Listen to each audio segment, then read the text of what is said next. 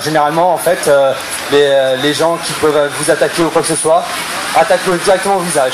Donc là, il y a un blocage, une projection au sol, coup de poing au visage. Et là, allez-y.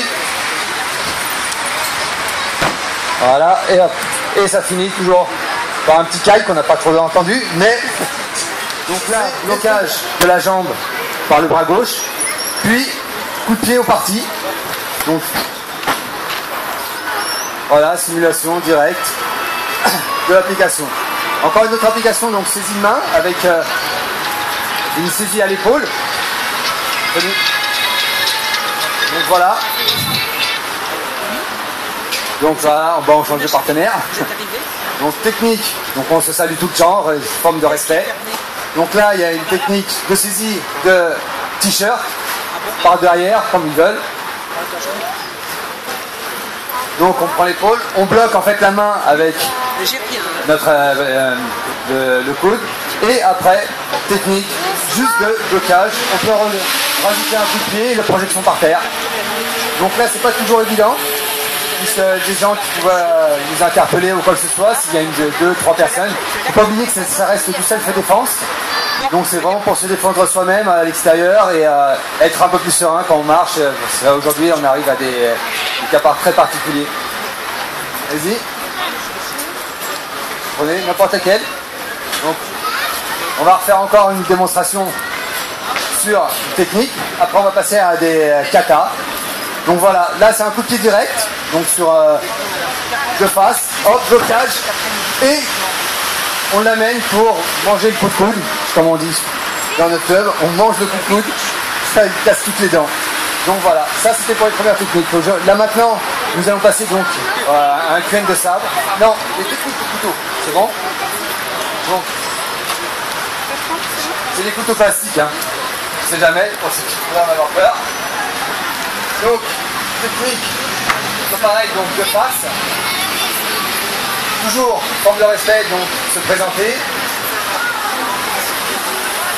Donc là, la personne va directement appliquer le couteau sur le bas-ventre. Blocage en croisant les mains. Et projection par terre. On peut même rajouter en fait que le couteau peut, une fois qu'il est bloqué, il va rentrer dans les côtes de l'adversaire, voilà, ou sur le dos, comme à l'heure actuelle. Donc là voilà, il a saisi, il a pris l'arme et il l'a jeté par terre. N'oubliez pas, du self-défense, ça comporte quand même des... Il n'y a aucun risque au niveau du club, mais à l'extérieur, ça peut être très utile et ça permet en fait d'être un peu plus serein sur soi-même. Ouais, donc, là avec. Pareil. Alors, pareil, technique au couteau. Là sur des coups latéraux.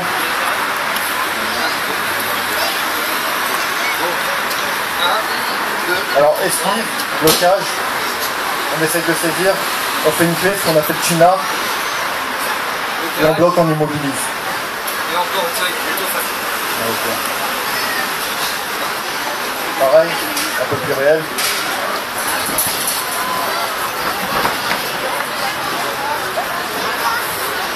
Voilà pour désarmer, esquive, blocage et ensuite désarmement.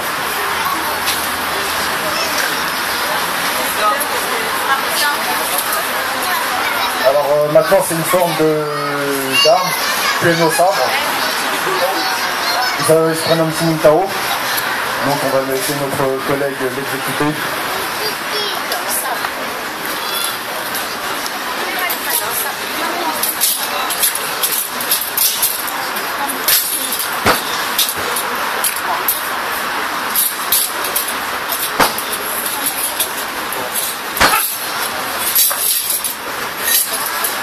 On ne tient pas.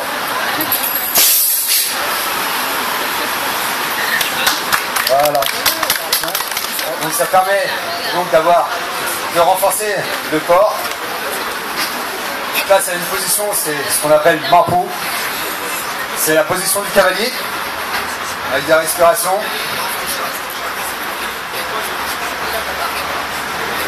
Donc c'est une respiration du tigre et de la cigogne. Car dans notre style, en fait, on allie surtout les 5 animaux. Il y a le tigre, la cigogne, la panthère, le serpent et le léopard. Donc voilà, donc c'était la même technique mais en plus ralenti. Donc là ça c'était l'exécution directe. Et maintenant plus décomposé. En fin de compte, les différents QN que vous pouvez voir, comme le premier ou celui-ci, on peut le faire sous deux formes. Soit plutôt respiratoire, c'est-à-dire que forme très lente, genre tai chi, puisque ça permet, c'est toujours les mêmes techniques de blocage, et même si on ne les voit pas, on a l'impression que c'est plus interne. Et en fin de compte, on voit que ça demande énormément de travail, au niveau musculaire, au niveau respiratoire, au niveau position, qui demande quand même de bonnes positions. Et ça s'apprend au fil des années, tranquillement.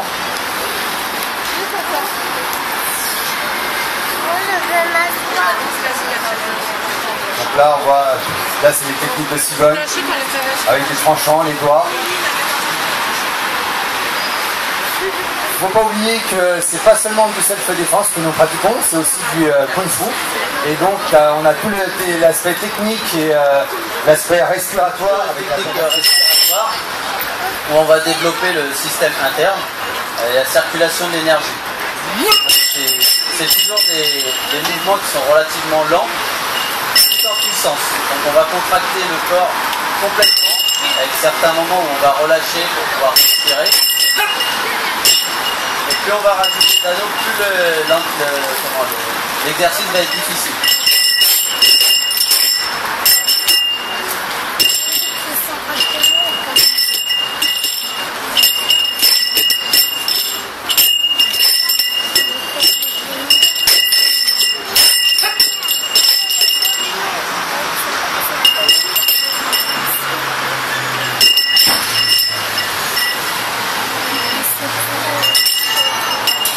Voilà, la respiration est terminée, donc c'est un exercice qu'on doit répéter plusieurs fois. Là on enroule le corps, on vient prendre clé saisie de main et coup de poing à la tête. Donc c'est du self-défense direct, très utile dans la rue. Voilà, hop. C'est bon, 1, 2, 3, 4, 5,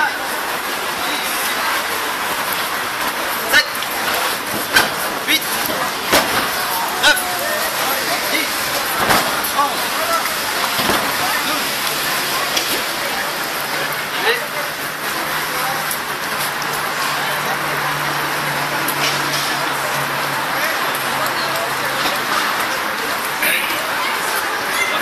Donc bonjour, là nous